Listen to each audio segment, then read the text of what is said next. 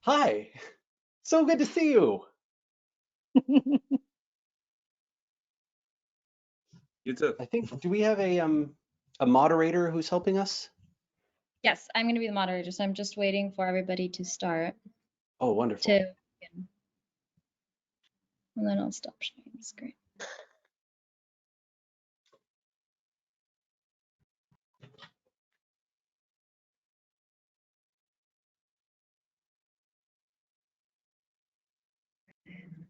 Mike, are you at the WeWork or are you at home? No, I'm at home. Nice. Oh, are you kidding me? Look at that. My God. I'm so glad you guys got a new place. That is just You vaccinated? half. All right, so we'll start. Okay.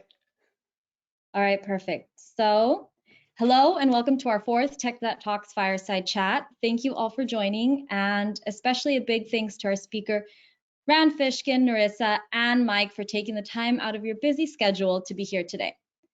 I think we can all agree on one thing, which is that the concept of privacy is evolving. That's why this week is especially important, seeing as there is a large question looming over everyone's head, namely, if in fact privacy and marketing can coexist. And if so, just what does the future hold and look like for marketing?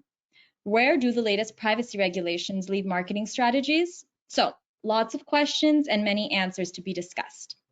But before we begin, I would like to briefly introduce our speakers today.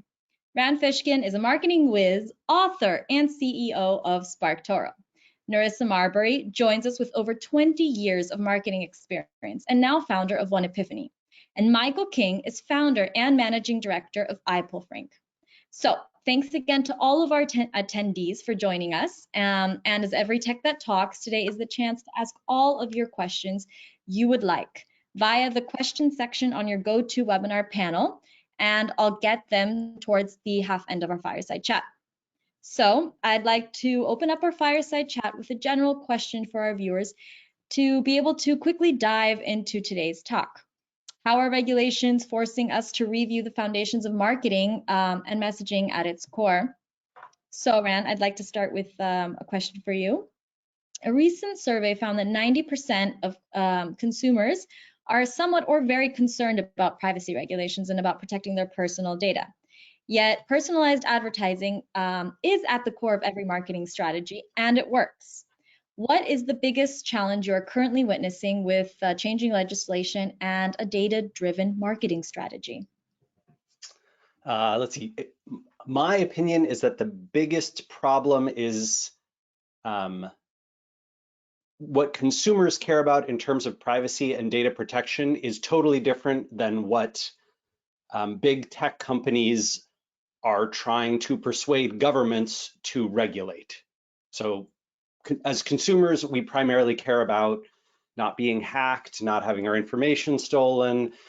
We care about our privacy in terms of not having to worry about financial fraud or theft or those kinds of things. And Apple, Google, Facebook are primarily influencing legislation that would change how and whether and how complicated and who gets to follow us around the web with targeted advertising, which is something most consumers frankly don't give a crap about.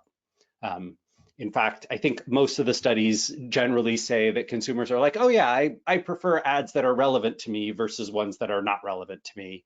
And sure, like maybe 15 years ago, it was kind of creepy that Zappos knew which shoe I had clicked on and followed me around the web, but now I'm pretty used to it. That's not what I think of when I think of privacy. And Google and Apple and Facebook are like, oh, you got to regulate privacy so that we maintain our monopoly control. This, I think, is the primary problem. Okay, and going off from this question, Nerissa, with this problem that Rand just told us, where do you see marketing US-wide? Are we seeing the end of personalized marketing, or rather the beginning of a different approach? Something like, e-commerce sites knowing exactly what it is that consumers want. How is that going to evolve? Well, Personalized marketing isn't going anywhere. However, the approach to doing it will be different. The US market has been one where data collectors would throw out a very wide net and go after everything possible just to see what they could catch. And then later on, figure out what data was actually needed. Now, marketers need to be more selective on the data that's collected and stored. And by getting rid of that excess noise, I can only imagine that the data quality will improve too. Like when you think about it, with the GDPR and the CCPA and other regulations that are popping up globally, there's an opportunity to build trust with the consumers. Instead of seeing these regulations as a hindrance, view them as a framework for marketers to give consumers control, demonstrate trustworthy practices in how they collect data, and let customers decide how their data is used to deliver the online experiences they want. Okay, and when you're talking about data cleanup, what exactly do you mean by that? To be more restrictive in terms of what type of data is collected, or more transparent to users, or just collect less data all in all?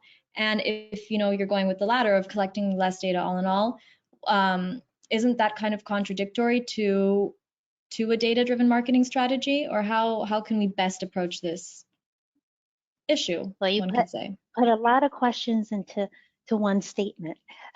So for the first part, for the first part, as far as data collection, I see it as a pruning process. You want to be sure that you're collecting data that is actually useful for your company. And that's why I was saying about that large net. People would just take whatever data was there and not really think about how that data would be used, what it would be used for, and how it would be valuable to the consumers in their marketing. So you definitely still want to utilize data in order to make informed decisions regarding your marketing strategy. However, do you need, and I'm just making this up, but 100 data points to do that? It is like every marketer will ask the client, what are your KPIs? What's your key performance indicators? And if you have those, plus, a few extra ones, then you should be able to make the decisions that are needed and go from there. Okay. And when we talk about, for example, something like the cookieless future, Mike, or anyone who would like to jump in, actually, what is that? What is all this talk about the cookieless future, and what does that mean for marketing strategies? Talking about the engineering side or the technical aspect, how is software going to develop according to that? Will it be able to keep up, or what do you think is the future of such a issue, or maybe even benefit? Yeah, absolutely. So first, first thing to understand is that most data is tracked using cookies, which is basically just like this small file that's saved to your machine, and you communicate against that using analytics software or your retargeting software and things of that nature. And so it's a mechanism to determine whether or not a given user was seen before, and then you can associate data with that user. And so all of the browsers are getting rid of that. And it's been a function of, iOS starting out, or not even iOS, Firefox and iOS around the same time. We're saying like, hey, we're going to limit cookies. We're going to make them only 30 days. And then they're like, okay, 7 days. Okay, actually, why do we have these, right? And then of course, Google jumped on that opportunity, and to Rand's point, of course, they're like, yeah, let's be private. But really, like he said, it creates a data monopoly for all the FANG companies, right? Like, because who has more first-party data than Facebook, Google, Amazon, and so on, right? So of course that works in their favor.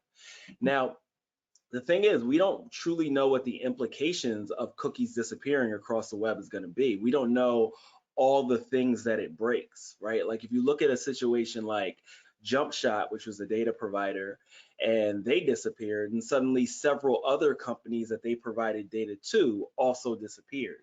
So in that same frame, there might be like this cascading effect across data providers that we don't even think of yet. Now, of course, there's a number of different solutions that people have out there, whether that's like server-side tracking, or Google themselves has FLOC or FLOC, which stands for Federated Learning of Cohorts, which is basically the way that they use machine learning to determine whether or not you fall into a different category of user. And then that could be used for like targeting and things of that nature. But again, we just don't know the implications across the web and across our data ecosystem of what's going to happen once that rolls out at scale. But what people need to be doing is really thinking about their own first-party data. Like, what is it that they can collect themselves and they have direct oversight over, and that they can enrich themselves so they can continue to have the data that they need for their business to operate and be effective in measurement. Okay. And that's quite interesting, and that brings me then to a different question. For example, privacy acts in digital marketing. So if we're looking cookieless future, right? How can you bring in personalized customer experience then while remaining data privacy compliant, and providing the value that consumers actively seek when they go online? It's kind of a paradox, right? So at one point we have a consumer that doesn't really want to be tracked, that is kind of surprised when you come at the consumer with a certain good that they've been, maybe looking at through their cookies. How can you retain this personalized consumer experience though? Yeah, I think it again just goes back to the idea that it creates a monopoly for Google and Facebook and so on, because they're going to continue to have data that they can personalize against. And so it's going to create more avenues for them to sell that data in a variety of ways. And so people will continue to use that, but the way that you need to do it for yourself is just collecting more first-party data so you can differentiate between different types of users, whether that's just what path are they taking through the site, and what is it that people that do that ultimately do, and then aligning your personalization back to that type of stuff. So it's more like inner site personalization rather than across the internet personalization. And then you would still have to hook into those existing networks based on the data that you can bring to them. Same idea of like lookalike audiences and things like that. They're still going to be able to provide stuff like that. It's just going to have to be based on the data that you actually have. Okay. So then maybe like personalized relationships that marketers then can establish with consumers. Is that something that's going to be taking center stage? And if that is so, when we talk about something like that, brand and brand trust is obviously very important. So going off this question, where could you say that marketers struggle with this concept? And in turn, how are business models really changing? For example, a recent study that I just read, studies have found that misusing user data can have dire consequences for organizations, with about 8 out of 10 customers reporting that they're willing to abandon a brand. That's strong if their data is used without knowledge. Nerissa, I know you were saying something about using the new regulations to be able to build up this trust. But what happens when we can't? Where is the biggest struggle? And how can marketers maybe avoid this? Rand, I don't know if you would like to pitch in. No, I am angry at this study for saying that and then also just being provably untrue. But go ahead, Nerissa. It will be a challenge if people aren't able, or if brands aren't able to have consumers' trust. Whether there's data privacy or regulations out there or not, consumers need a brand's trust. I mean, even before the day of internet, you needed to trust the seller of a concoction in order for you to buy it. So at least from that perspective, it's like privacy regulations isn't really going to change that. There was something else I was going to say, and now I'm drawing. I'm sorry, I probably threw you off. Nerissa, do you feel? Oh, it's all good. We're just vibing. Rand, what made you so upset about that statement? Oh, sorry. No, I was just asking Nerissa, like, do you feel like part of the challenge here is that essentially, like, small businesses, medium businesses, businesses that are essentially more unwilling or unable to collect vast amounts of data across huge amounts of users are the ones who are really going to struggle and sort of have to build up brand trust. And then the ones who abuse privacy and information all day long, Facebook being the primary example, but tons of others. I mean, Equifax, their business didn't suffer at all from basically, causing millions of people to have their not just personally identifiable data, but like financial fraud inducing data online. That didn't cost them a thing other than the actual lawsuit. So I don't know, is that your sense too, or do you feel like there is some brand trust that's starting to go to big companies? I'm definitely there with you. It's the smaller businesses that will have a harder upward battle. The reason for that, in my belief, is because they're lesser known. The Equifaxes, the Facebooks, as you had mentioned, is like people know them, and truth be said, they got a PR machine behind them. And so they can spin a story and throw something else out there to make everybody have warm fuzzies. While the small business person or owner, as you had mentioned before, they don't necessarily have not all of them, have the resources, financial or knowledge, technology, in order to put some of that machine learning into place, in order to know what data to collect, in order to determine which attribution points along the customer journey to touch. So that's something that typically big companies do have.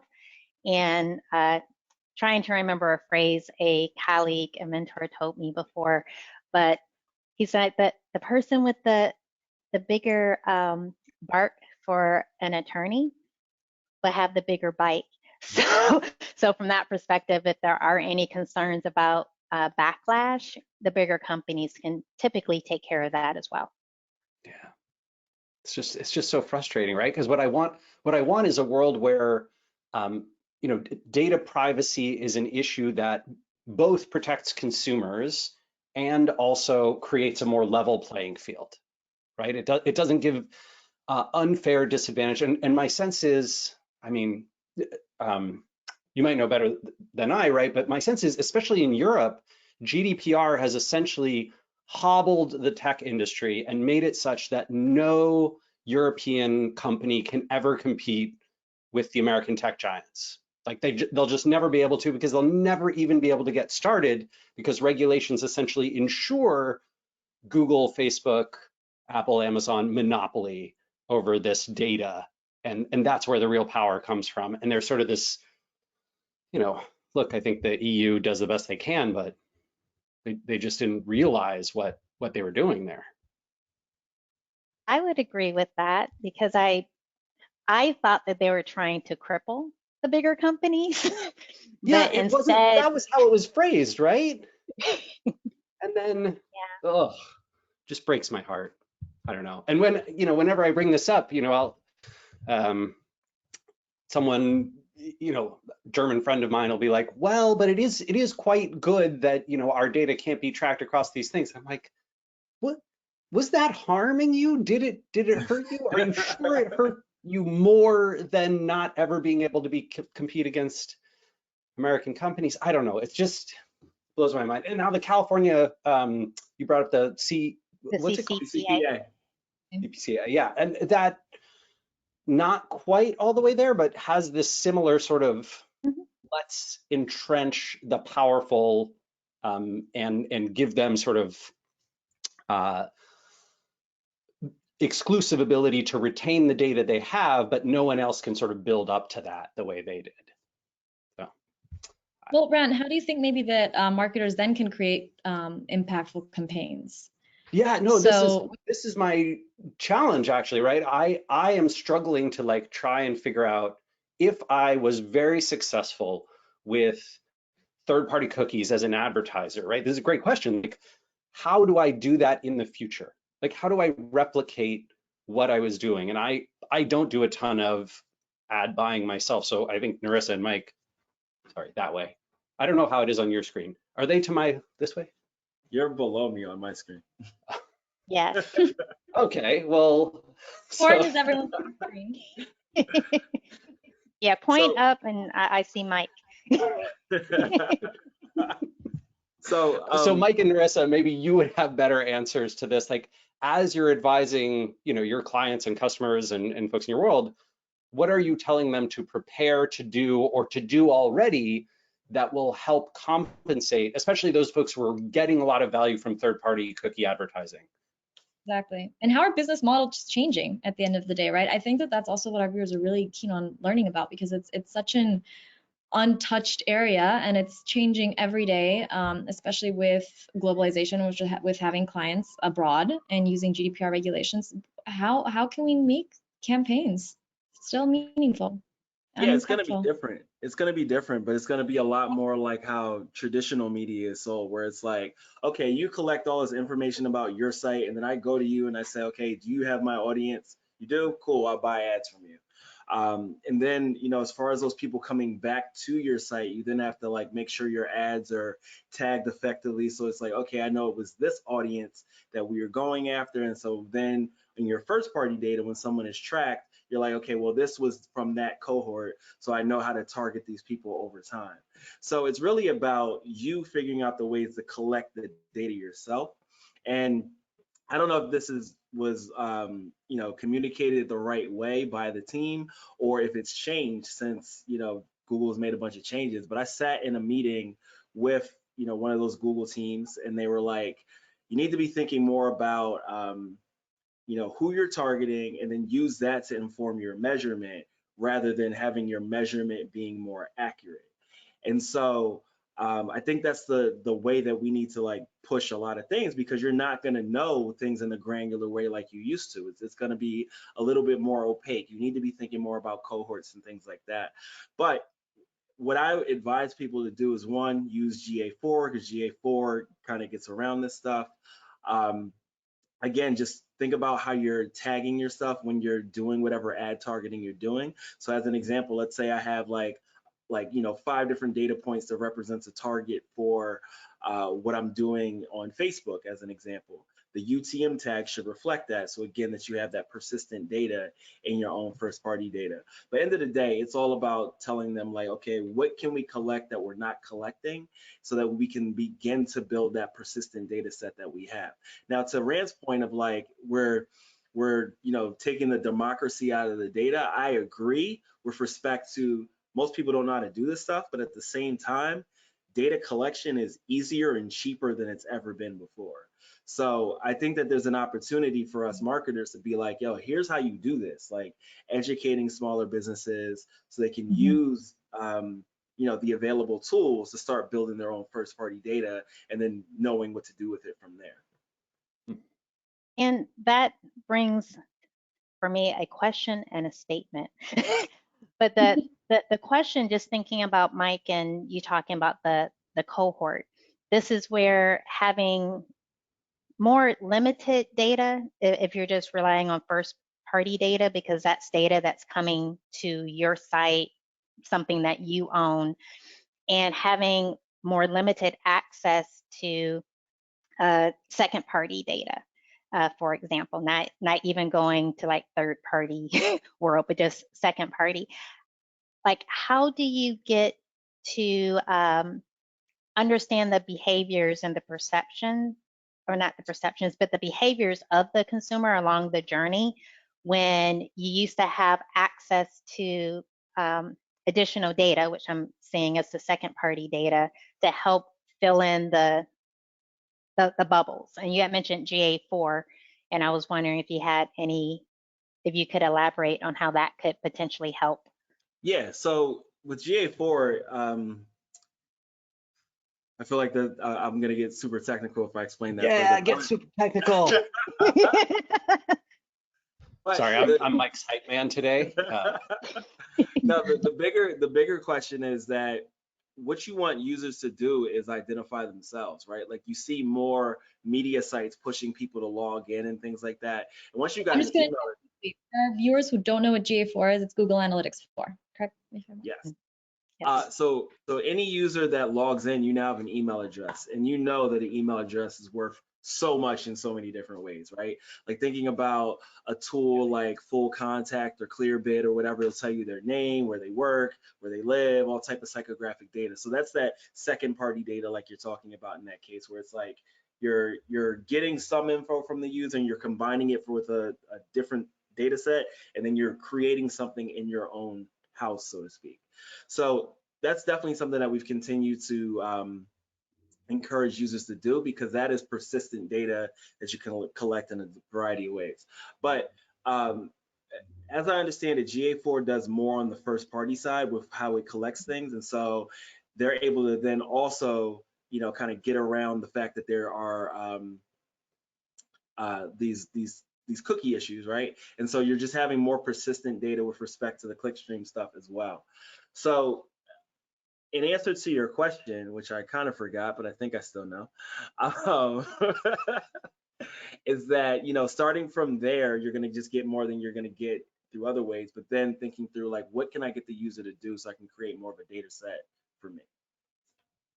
So basically, if I've got you right here, it's the problem of tracking people in very minute detail with a lot of granular data points.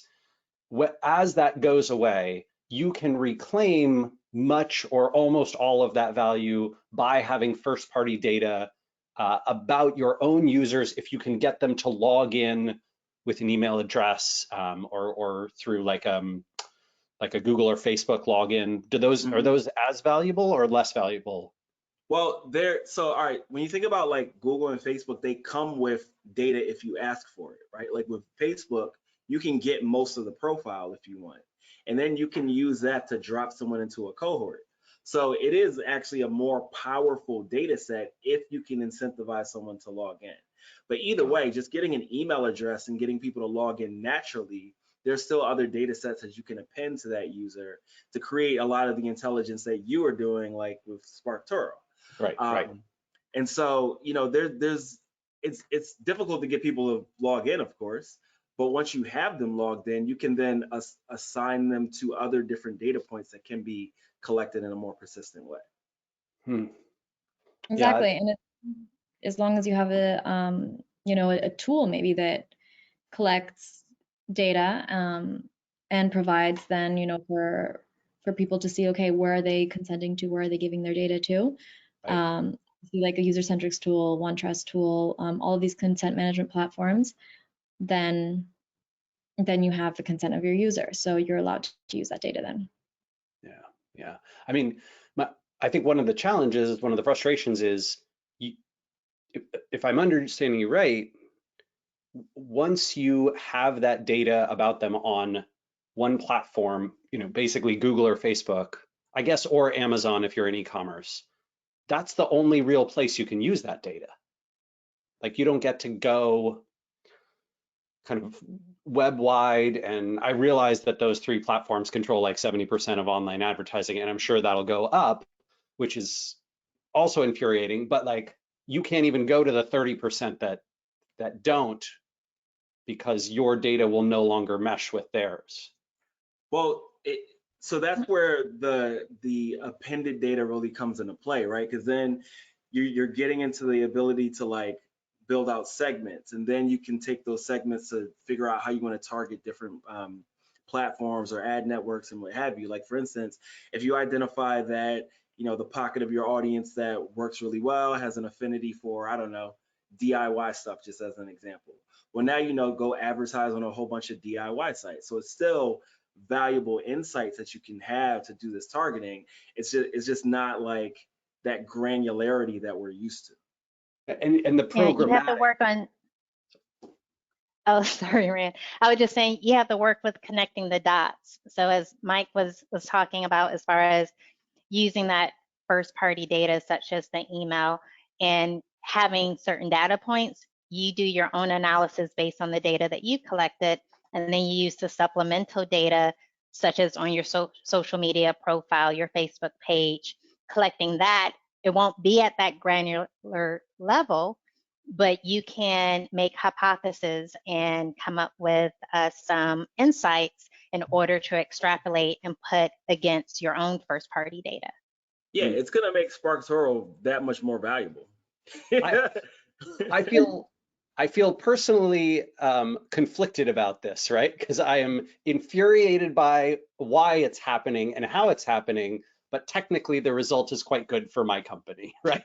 It's one of those like, I'm institutionally angry and will personally benefit. Hey, you selling any stock? It's like how I feel about taxes, right? I'm like, I want them to be higher. I will personally lose. No, but it's good to see the marketing strategies, they can keep up within the changing privacy regulations. And it's good to see that there is a benefit out of this, after all. Yeah, I mean, I think essentially, Nerissa and Mike, if I understand what you're saying you today can rely on, well, in third-party cookie world, you could rely on lots of data aggregators and providers and all the advertising platforms and your own site to like collect all this stuff and be able to follow people around the web in very detailed ways. As that goes away, you will be able to still do lots of very targeted advertising, targeted campaigns, targeted marketing, so long as you have first-party data about those people that comes from them logging in, them giving you their email address, them consenting to whatever, Google or Facebook login, or maybe Twitter login, or whatever it is, right? But you will potentially lose out on the people who sort of the drive-by visitors to your site, the people who just kind of cruise through, don't provide any information to you, don't consent to something, don't log in. Those folks, you will lose the ability to target at a granular level, and you'll have to do, Nerissa, what you were talking about, more of that like collect the dots, user insight to figure out what they probably are interested in, right? Like Mike, you said your DIY crowd probably pays attention to these DIY sites, and you could go to something like a whatever, SparkToro or a similar web and like be, oh, okay, what's popular in DIY world? We'll go advertise there, market there. So it's just a more complex manual process. Yeah, it's making things more opaque, and it's making advertising a lot more like how traditional advertising was. Is and was, fine line. History does repeat itself. That we've seen. We also have lots of questions today, so lots of people interested in different things. I wanted to start off with maybe a more broad question. So, many businesses are starting their privacy journey. What can they do to get ahead? And I have one maybe quick answer from Philip Kushmaro, that marketers are creative because they have to be. So going on from that, maybe Nerissa, Ran, Mike, you guys can add a little. One of the things that came to mind immediately as far as privacy and brands, business owners getting off on the great start, in my opinion, is being very transparent regarding private policy and what they're collecting, and taking the time to say, hey, this is what we're collecting, this is how we're using it, and how we will use it to bring value to the customer visiting our site, for example. That's to me, the number one step is that transparency. Yeah, you have to like exchange value to get that buy-in, right?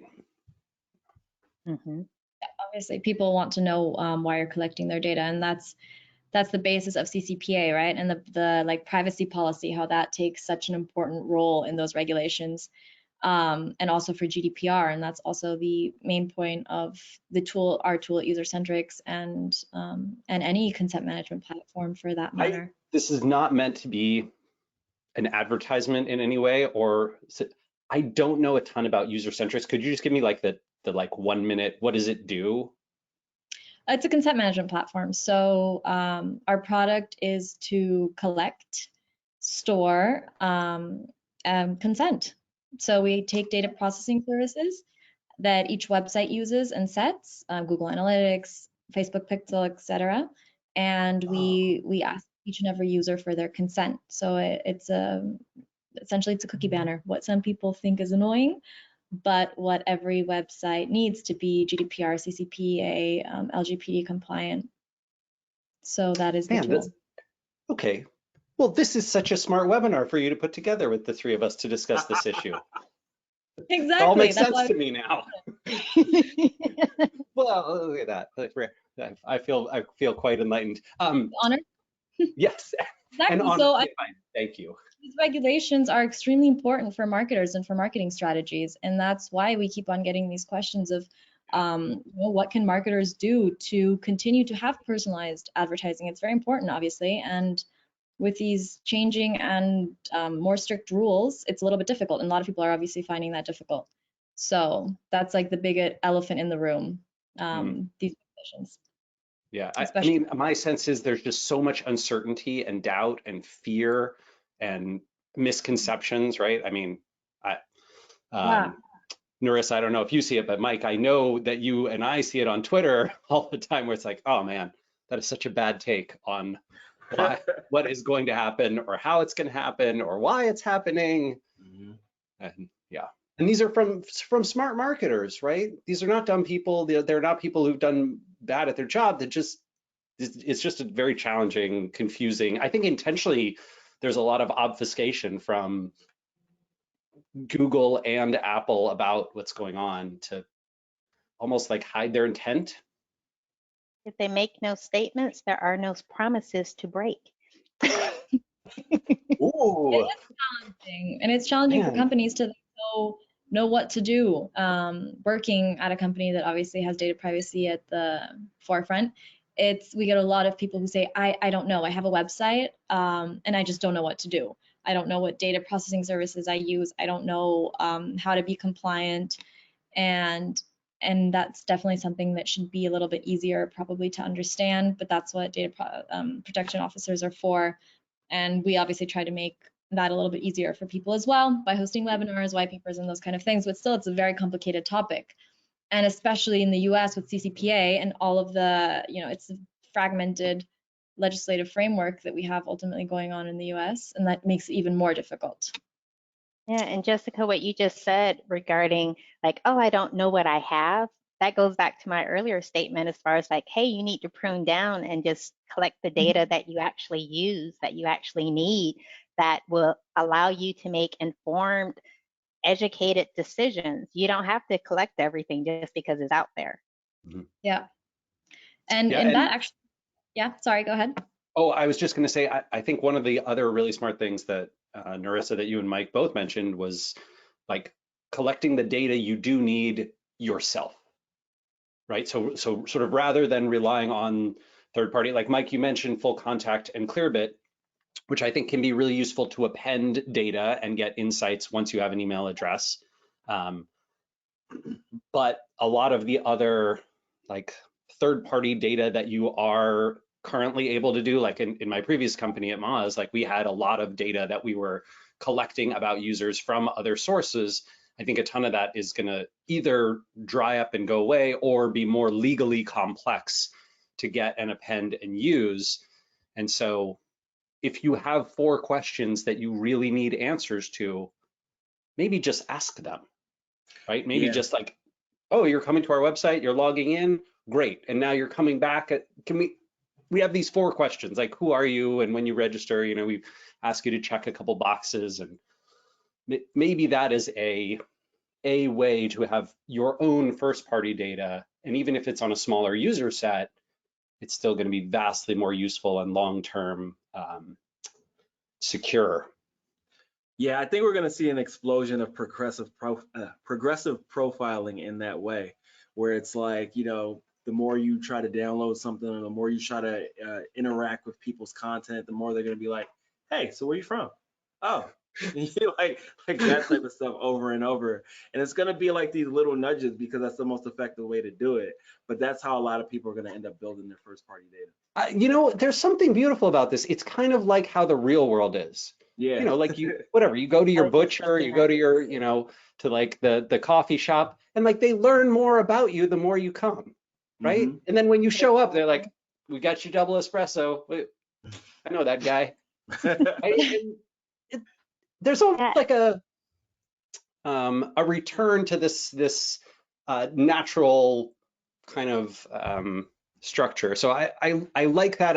I like the idea personally of giving websites the data that I want them to have in the way I want them to have it, right? Like Steam is very good about this, where I don't know if anybody play lots of video games besides me.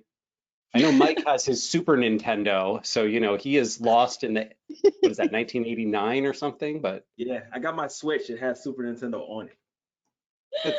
that is not the use of the Switch. All right, we're gonna have a separate webinar. Great video games we should be playing on video game that came out in the 21st century. But I Fran, apologize, Jessica. I know there's other questions. Please go ahead. I'll be sure to tune in on that one, so you have to let me know. But interesting enough, so our next webinar is actually going to be on nudging and first-party data. So that is, we have a nudging expert, so that's something interesting as well. But last That Talks, I spoke to a specialist who focuses on ad fraud. And that also goes again into data privacy regulations and how data quality is going to be then in turn, which goes to one of our questions from one of our viewers. Do you feel that new data privacy regulations are going to increase then the data quality? And we keep on talking a lot about data quality and people, opting in or opting out of what kind of data that provides. That's obviously a big part of CCPA and GDPR, to be able to say, hey, I'll let you use my data for Facebook Pixel or I won't. But that opt-in or opt-out, and kind of like in websites having to then show why they collect user data, is that going to then make the data quality much better in like this pruning, or are we going to miss out on a lot of points that maybe people don't really know much about, and then they're going to say, okay, we don't want you to collect it in turn? It could go both ways, I guess. Yeah. Yeah, the data is only as good as the person who inputs it, because even if they say, yes, collect my data, it could be under a false profile, for example, or I guess it's a fake profile versus false. But so how I see data quality, it's more from a usability and Do you see excuse me? Do you see a lot of ad fraud? Me personally, no, because one, Epiphany doesn't focus a lot on like online advertising. But this is where I'm just thinking from real life experiences, talking to colleagues, where technically you're not supposed to have a fake Facebook profile or a second Facebook profile, but how many on this call know how many brands that have them? In order to test their marketing out. So I'm thinking from that perspective, but the data quality, I believe, will improve with the help of regulations. It won't improve instantaneously, but I'm thinking from the long run, because people who are very protective of their information will be more open to providing it, because it's clear as far as how it will be used, where it's being collected from, and they're allowing, like they're proactively permitting a brand to collect the data from them. And so hopefully it's a brand that they like and they want them to personalize their experience, especially if it's the retailer or someone in hospitality, just a B2C brand. I don't think this fixes ad fraud, because cookies are a mechanism for identifying whether or not a user is real or not. And so it makes it a little easier to do the automated things that you do to do ad fraud, whether that's like, building crawlers that click on things and so on, because if it's harder to measure people. All these little bots.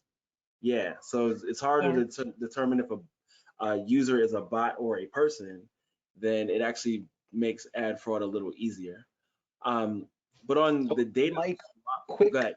quick counterpoint to that, which would be, if Google and Facebook and Amazon are sort of the controllers of the entire ecosystem, they feel like the folks who are, let's see, not incented, but have the best quality ad fraud detection systems that they could conceivably apply, and have lots of experience identifying real user versus bot, versus kind of the smaller ad players, ad market players, who I think are often accused of having the bigger portions of ad fraud. I don't know whether this is true, but I know it's something that I see in the ecosystem talked about.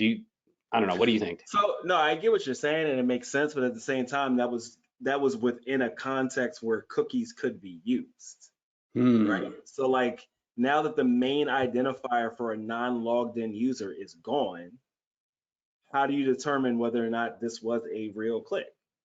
So I'm sure it's solvable. I'm just saying that like in the short term, it definitely doesn't make ad quality better, or excuse me, ad fraud easier. But on a data quality point, I think we can go either way, because you have potentially more people who are opted in who will give more data, so that quality improves. But you also have more people that are not logged in. So if you think about when you look at like demographics data in Google Analytics, it's always like 60% of your users weren't identified, right? And so that's like a data quality issue, because you have this large subsegment of your users that aren't identified. But the ones that are identified, they put them neatly into core groups. So that's what I'm saying. It could go either way. But a follow-up question to that example, Mike, for Facebook, if you're not Facebook itself, then you're seeing that. But do you think that if that same data was collected from the brand directly, that the consumer or the site visitor would be more open to giving that information versus Facebook, which they already know is a big data collector for Facebook to make money? So I'm just wondering if the platform collection process or platform makes a difference. I agree with that. And again, I think that's the same point where it's like, hey, did you opt in? Cool, I'll give you whatever you asked for, right? Or maybe not whatever you asked for, but you know, it is. Don't make promises you can't keep, Mike. Yeah, so it's kind of just covered in that point. And I think that we are going to see like very niche data collection for companies and so on. That's going to ultimately be better for individual companies, but like, again, that persistence across a ecosystem just won't be there. Okay, well, thank you for that. Another question.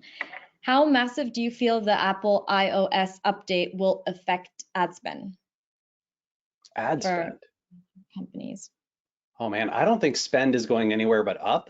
And that's mostly just because supply and demand, right? There's both a huge supply of dollars going into wanting lots of businesses to grow through advertising, and that comes from just this, these trillions of dollars of kind of sloshed wealth that are going into growth businesses that and whatever, startups, scale ups, all that kind of stuff. But also, I think because we're in a relatively hot economic environment that's probably going to accelerate as vaccinations increase, we'll see even more spend to try and capture that increasing demand. I think it's the distribution of the spend that's going to be different, right? So Apple, I think Apple is very clearly, in my opinion, trying to make advertising a significant portion of their own business. And that they started, what was it, last week? They started providing more data to advertisers in the App Store than what they provide to like Google and the other ad platforms that have data through there, right? So they want you to go to Apple and spend your ad dollars with Apple, that frustrates me a lot, because Apple was like, I don't love that company, but they were one of the few players staying out of advertising, and that made me actually kind of trust them more. Now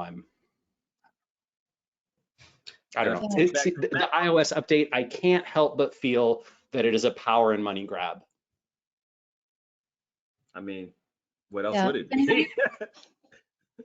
Well, so like it could be, right? Initially when it came out, I actually thought that I had some credibility in what Tim Cook was saying about like, this is not a direct power and money grab, but it is a moat that we are building around Google and Facebook and Amazon to basically say like, no, you don't get to collect this data from our users unless they want to give it to you.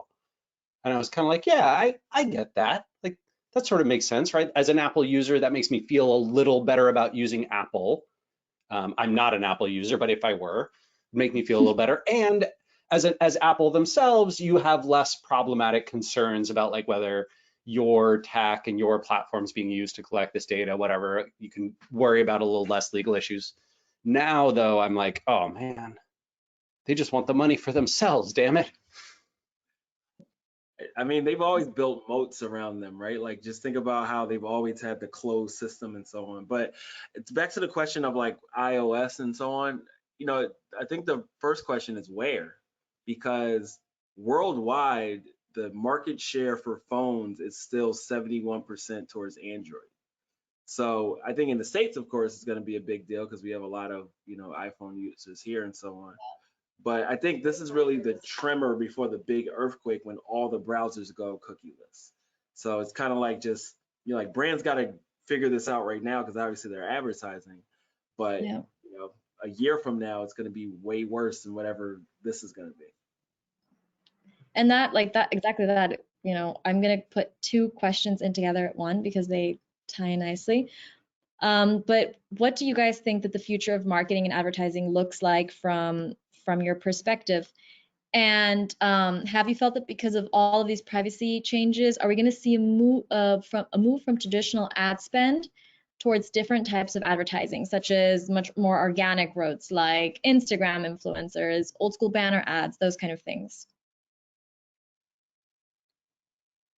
I think small and medium businesses, agencies, more creative and nimble marketers are going to invest in lots of different marketing channels that can produce return on investment for them. And this change may nudge more people, more of those folks in this direction. But I think there's still a huge number of CEOs and boards and investors and CMOs who want to see numbers reported the way they've been reported for the last 15 years, with here's how much we spent with Facebook and Google, here's how much traffic they sent us, here's how many conversions we got. Great, keep pouring more dollars in there and keep optimizing those channels. I don't know that I see a ton of shift. I think maybe the only shift is that 30% that's not controlled by Facebook, Amazon, Google, and now Apple. Much more of it will be. Okay. I don't know. That's pessimistic. Nerissa, maybe you think maybe you're more of an optimist. Well, I was definitely in line really with fast, before I disappear, I'm gonna move into a little bit more light, or else you won't see me anymore. Okay, Nerissa, sorry to interrupt. Keep going. Don't mind me. No worries. Beautiful sunset. Yeah, her view is dope too. I know. I was just saying, I was like definitely in line with what Rand was saying as far as how advertising or how the spend is done.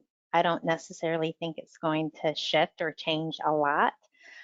People will have to become more creative as far as how they're collecting their first party data, absolutely. And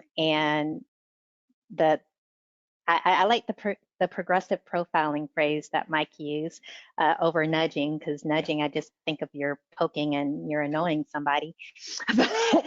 but so I think you have to get more creative with how you're going to interact with that consumer and bring more of the human aspect into the digital space. And if that's, so I would say that's more the change than how the dollars are being spent. From a channel perspective, is just thinking more creatively on how you're going to utilize the different channels that you're already focused on. Okay, and from a digital marketing perspective, we have a user who asked this. Are you scared or excited about the changing data privacy regulations? Do you see it as like, God no, or look, let's see what's next? I think we're used to this. You know, and when I say the privacy regulations, I'm more mean like the measurement implications of it. And what I mean by that is like in SEO, we got our data taken away from us almost 10 years ago now, right? So we're used to like, you know, adapting to the situation, right? And I think it does create some ambiguity right now or in the near future where it's going to allow people to do bigger plays for like brand advertising, because it's like, well, we can't measure everything anyway, why don't we do something cool? So I think like we're saying, it creates a lot of opportunity to be more creative. Yeah, I mean, I hope that what happens is many marketers who have been obsessed with measuring every single visit and every single user and being able to prove, you know, how sources do that, start to recognize that that is no longer possible, and therefore they invest in more serendipitous, brand marketing.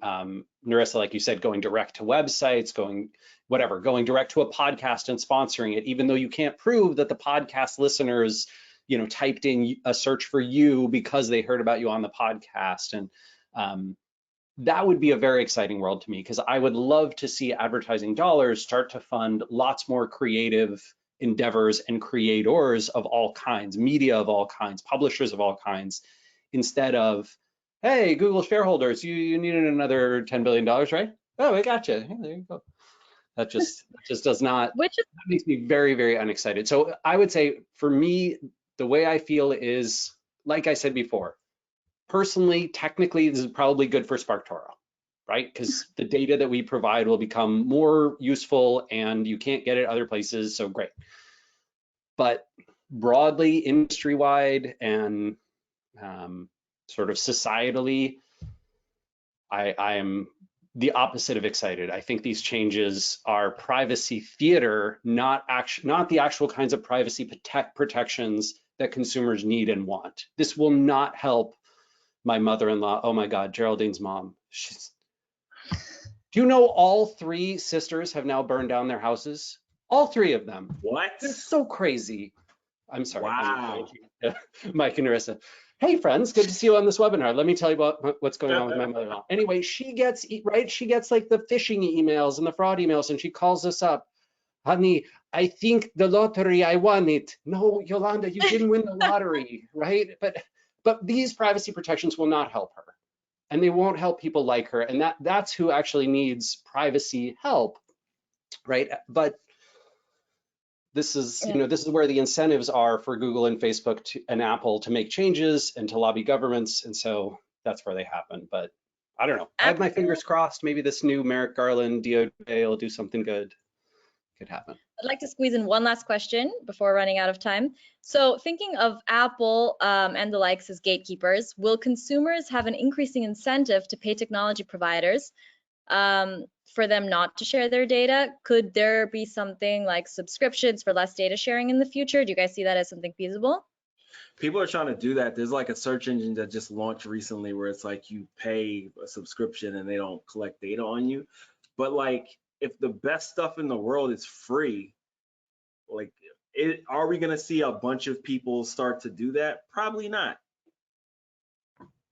No. That's all I got. Yeah. I mean, I feel like it's like the challenge of getting people to pay for the news. There's a very small number of news consumers who are kind of interested in paying specifically for that. And then there's most who, because they're accustomed to getting it free and bundled with advertising, that's how they want to consume it. I also don't, again, I really struggle with this idea. I think most consumers are slightly annoyed by ads and less annoyed by more personalized ads. And so, in fact, especially like as our population, as the population who is concerned about that type of privacy ages, and as new generations who are just accustomed to, oh, of course, all my devices know everything about me, and that, of course, the rest of the web knows things about me. Why are you showing me an ad for a pharmaceutical drug for people over 50? I'm 21. Stop it. Give me the shoes that I visited last week. Right? That's what you're supposed to advertise. So I think, I my don't. sense is it's just different. Yeah, I don't see people wanting to pay for some of the reasons that Rand had just mentioned. Initially, when you asked the question, I was kind of like, well, I guess we could go back to the yellow pages, when it was the paper book and you had to pay so that your name wasn't listed and your phone number wasn't listed in the book. But that wasn't a person, that was just someone who collected data and monetized it. And where we are today with technology, it's no, I am less annoyed when the ad that pops on my screen is of something where it's like, oh yeah, I forgot I was gonna buy that. I need to go back to that site and finish looking or finish doing my research, versus something that is just completely out of the blue. Will people pay for it? There's a market for everybody. Yeah. But will it be a mass market to where the bulk of the world or the US would want to participate in a subscription? Yeah, Mike's saying my answer. No, I seriously doubt it. Nerissa, could you pay the white pages or the yellow pages to have your name removed? Oh, I say yellow pages, the white pages. Yes. Mm-hmm. Huh. No, I mean, unlisted number, like that's how that happened. Yeah. So unlisted, it's not a request. You had to give them money. Yeah. Mm-hmm. And then your name wouldn't be listed. See, are you making me feel older?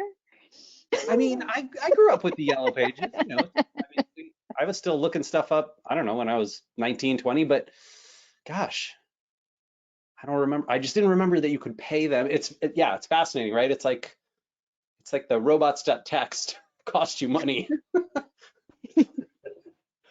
That's a good analogy. Exactly. Well, Nerissa, Mike, Rand, thank you so much for your energy. Had a lot of fun today. It looks like we're running over time, over 3 minutes over time, unfortunately, but I really enjoyed speaking with you. So thanks again for joining and for everybody who attended. For anyone who tuned in a bit late, we always record our Tech That Talks, so I'll be sending them to everybody who signed up. Or for Except my anyone who had mother-in-law, to. you will not send it to her, right? Because Does she still have a house though? Or is it? Yeah, she would not appreciate. All right, so then Join us next time for our podcast on video games from the 21st century, and Rand's mother-in-law commits, crimes. The episode of the sisters burning down the home. I hope that the insurance policies are good enough for those. She can't get insurance. Her her insurance company kicked her off. They were like, no, we don't trust you anymore. Understandably so. Wow. I don't know if that's possible ever. All right. But thank you guys. Thank you guys so much. Thank you so much for having us, Jessica. Yeah. I really appreciate it. This was fun. Yeah, this was super fun. Nerissa, Mike, thank you. Thanks for joining. See you later. And it's seeing you and having a conversation. Yeah, it was fun. Don't forget to tune in to next time, Tech That Talks. All right, have a nice day, everybody. Cheers. Bye.